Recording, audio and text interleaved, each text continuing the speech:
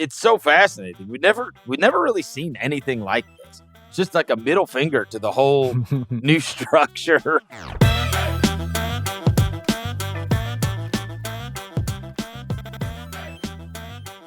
The Phoenix experiment.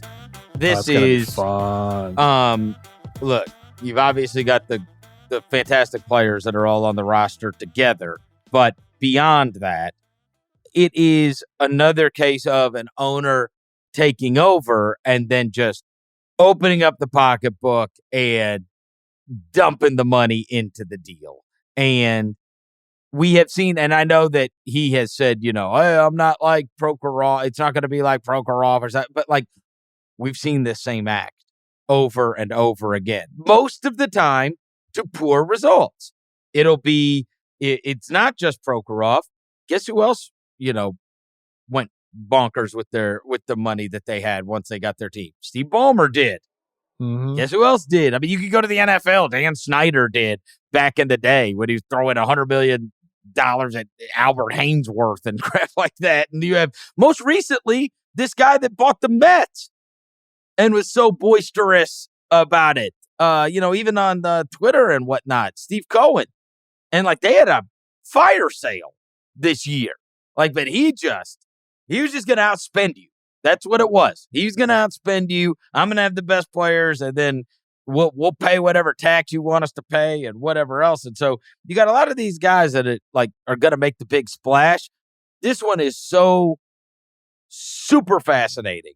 I don't know how Beal is going to fit with Durant and Booker. It's an odd fit.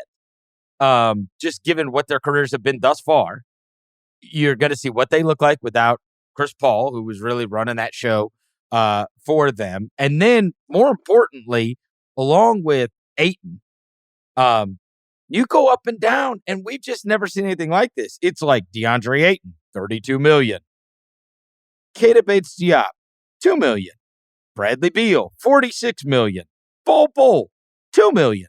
Devin Booker, $36 million. Drew Eubanks, $2.3 million. Jordan Goodwin, $1.9 million. Kevin Durant, $47 million. Damian Lee, $2.5 million. It's like these massive $30+ million salaries, and then just a bunch of dudes that make $2 million. And I don't know if we'll see.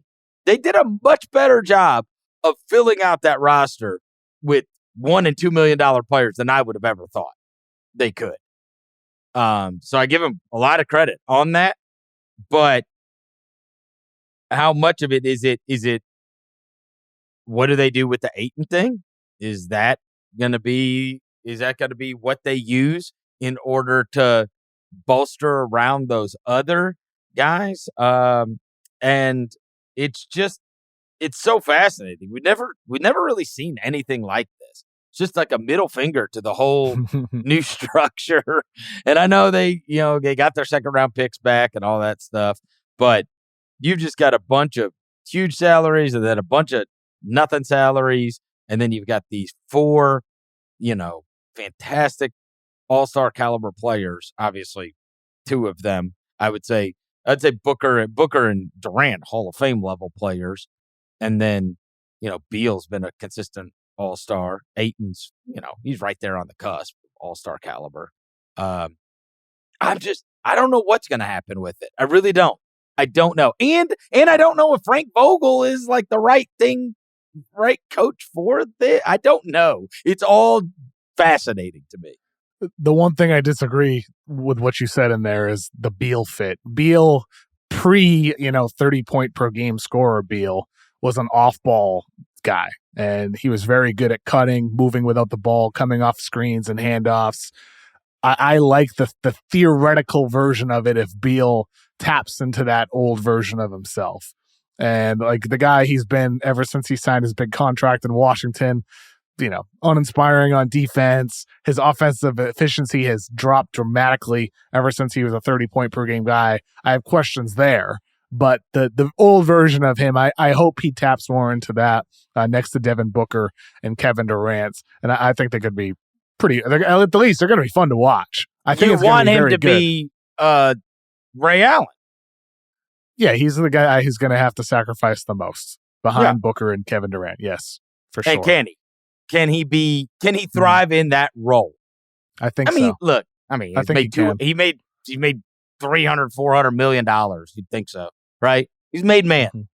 And, he had his chance to be the guy, and now he doesn't have to be the guy where it's all hanging on him. He's the guy on all the billboards, and he's the guy that, is the best player on a team and is expected to carry the load every single night. Like, that was once the plight of Ray Allen.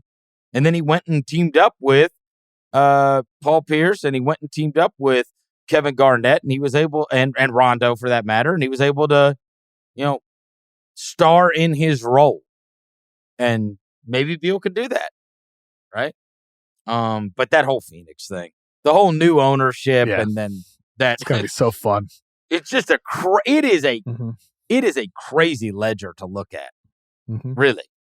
Like, it's all like, I don't even know, like, outside of Ayton, it's like the only thing that you could like move to like improve it. And will they? Because he could probably, there's another one, by the way, another name I could absolutely see going elsewhere and playing a much bigger role for somebody else and getting a lot more touches for somebody else, which is what he wanted. That's why he wanted to go to Indiana in the first place.